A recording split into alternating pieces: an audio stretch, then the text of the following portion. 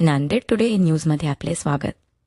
Police उपमहानिरीक्षक श्री शहाजी उमाप यांचा हिंगोलीमधील तक्रारदारांशी जनसंवाद. नागरिकांच्या तक्रारी समजून घेऊन त्यांचा जलद निपटारा करणे तसेच पोलीस आणि नागरिकांमधील संवाद वाढवून लोकाभिमुख कामकाजाच्या माध्यमातून जनतेच्या पोलिसांवरील विश्वास अधिक दृढ करणे या उद्देशाने पोलीस उपमहानिरीक्षक श्री शहाजी उमाप यांनी नांदेड परिक्षेत्रातील 4ही जिल्ह्यांत जनसंवाद उपक्रम सुरू केला आहे. परिक्षेत्रातील 4ही जिल्ह्यांच्या कामकाजाचा आढावा घेण्यासाठी पोलीस उपमहानिरीक्षक दर महिन्याला जिल्हा मुख्यालयांना भेट देतात.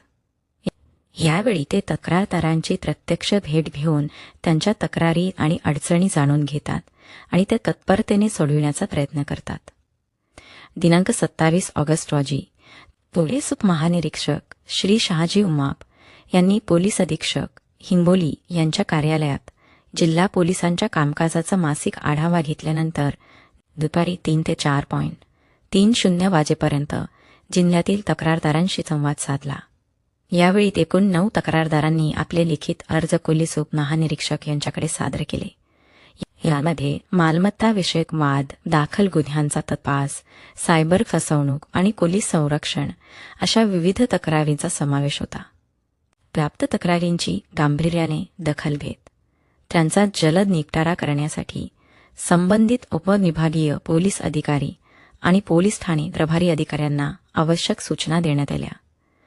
तक्रारदारांच्या अर्जांवर तातडीने कार्यवाही व्हावी यासाठी पोलीस उपमहानिरीक्षक कार्यालयाने यापूर्वीच संवेदना तक्रार निवारण प्रणाली सुरू केली आहे.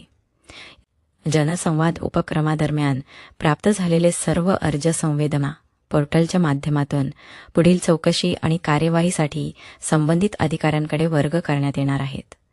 तसेच प्रत्येक तक्रारीवर झालेल्या कार्यवाहीचा आढावा नांदेड परिक्षेत्र कार्यालयातील फीडबॅक टीममार्फत घेण्यात येणार आहे.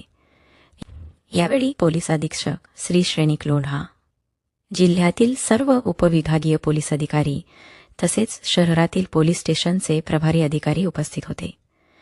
अशाच महत्त्वाच्या बातम्यांसाठी पाहत रहा नांदेड टुडे न्यूज.